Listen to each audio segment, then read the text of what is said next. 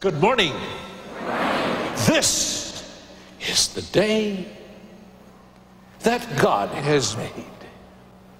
Look at this room. Over 2,000 people are gathered here. More than one rabbi and more than one priest, and not a few Muslims. What a cross-section of religions and races and cultures and national origins.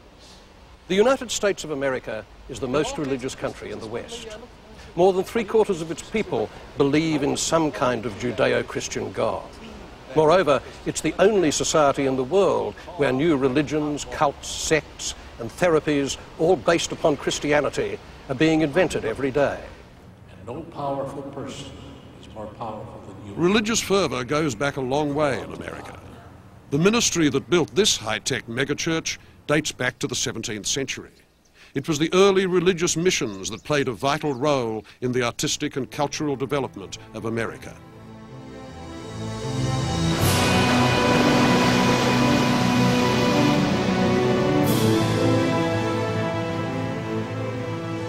What could they see but a hideous and desolate wilderness full of wild beasts and wild men? They looked behind them, and there was the mighty ocean which they had passed and was now as a gulf to separate them from the civil parts of the world. What could sustain them now but the Spirit of God and His grace? So wrote William Bradford after he and his fellow pilgrims landed in 1620 at Plymouth, fleeing religious persecution in England.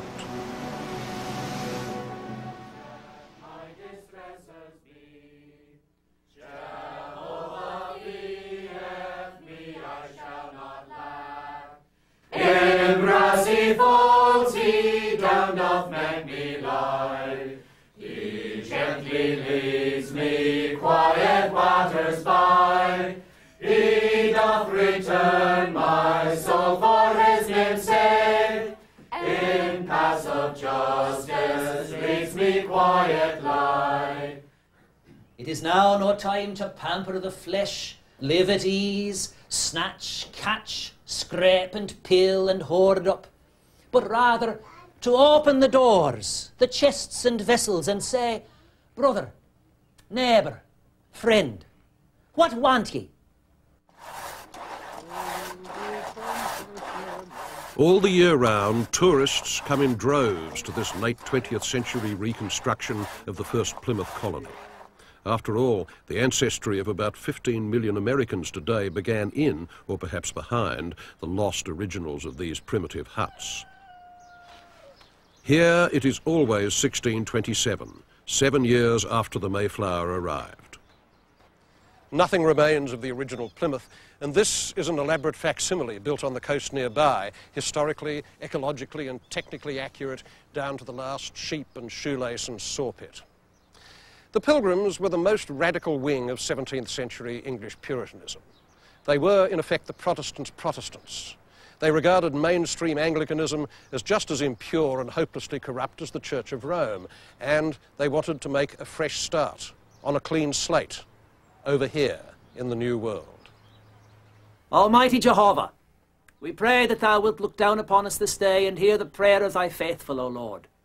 Thou hast oft brought us many blessings here in this wilderness. From our first coming into this land, O Lord, Thou hast brought us out of this wilderness. You have a well-made house, you have delicious food, you have silverware and books and pottery and everything that domestic life requires, except it seems one thing. I don't see any pictures here. Why is that? We are not like those Dutchmen. Having lived in Leiden, I can assure you, sir, you might find there fine paintings upon the walls of a man's house. It is a great fashion. I think it is no great ill, though I must say I am well contented with the more simpler life we have in this place. But in particular, you don't have any pictures of what, of the kind that a Catholic might have, the pictures of Jesus and the saints. And the shrines and relics, this is all a great superstition unto mankind, and much of the work of the devil, blinding men with things of man's art, and keeping man from the proper reverence unto God.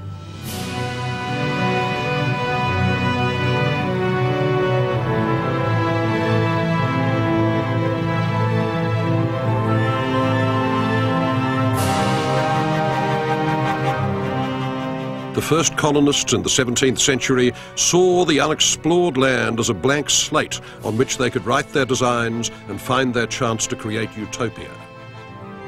And their visions of what such a place might mean have left indelible traces on the identity of modern America.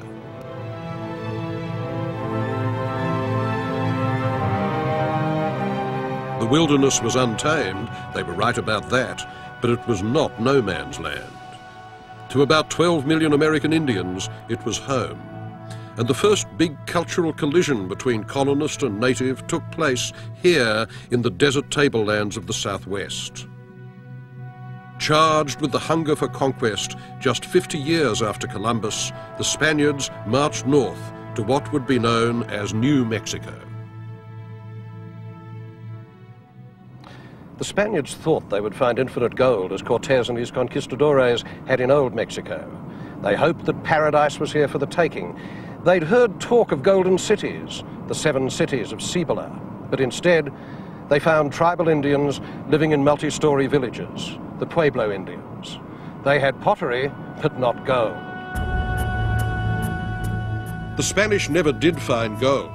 But on their wild goose chase after non-existent treasure, they at last arrived at the foot of Sky City, the ancient city of Acoma. One bemused Spaniard called it the greatest stronghold ever seen in the world. With its 2,000 dwellings, this is the oldest continuously populated city in North America. The Acomas had lived here for 1,000 years before the Spanish arrived. For them, it was a sacred place, but not for the invaders. In 1599, the Spanish massacred most of the Acomas and sold the rest into slavery. Yet the Acomas built up their community again, and their descendants were persuaded by the Franciscan missionaries to build an immense shrine on the rock to their god, the Catholic God. The Church of San Esteban was finished by the 1720s. By then, it was by far the largest mission church in all of New Mexico, with its immense cyclopean walls, 10 feet thick at the base, and its 150-foot-long nave, all of it entailing something like 20,000 tons of rock and clay, every ounce of which had to be brought up from the valley floor below on people's backs because there wasn't any loose fill on top of the mesa. Indian labour, Spanish techniques. The basic unit of San Esteban is the mud brick, the adobe, a simple technology which the Spaniards had brought with them from the Old World. Because the adobe is only dried mud, the rain melts it and it is in constant need of repair. The repeated coats of mud produce singular organic forms that are the signature of the adobe style, as in this church at Ranchos de Taos.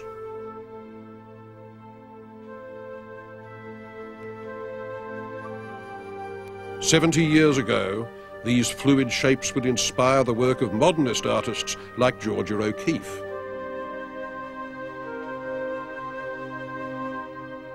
The pure and primal character of the southwestern desert would draw her and other artists from New York, looking for the primitive, as Gauguin was drawn to Tahiti.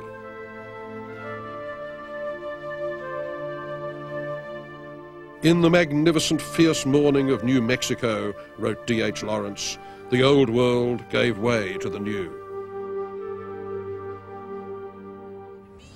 So bring that adobe brick on wheels over to squeaky clean car. Modern New Mexico fetishizes its cultural past. Founded in 1610, Santa Fe is the oldest European city in North America. But here, the adobe style isn't just pervasive, it's mandatory. The law says you can't build a chain store or a gas station unless it's in the manner of a 17th century mission church. This goes hand in hand with the artiness of the place, stuffed with every kind of pious ethno-kitsch displaying its multiculti credentials.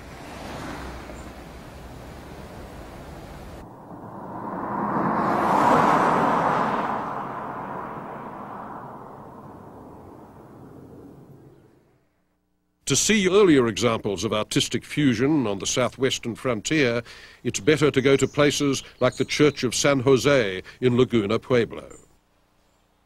It was built around 1700, and its friars embraced Pueblo art.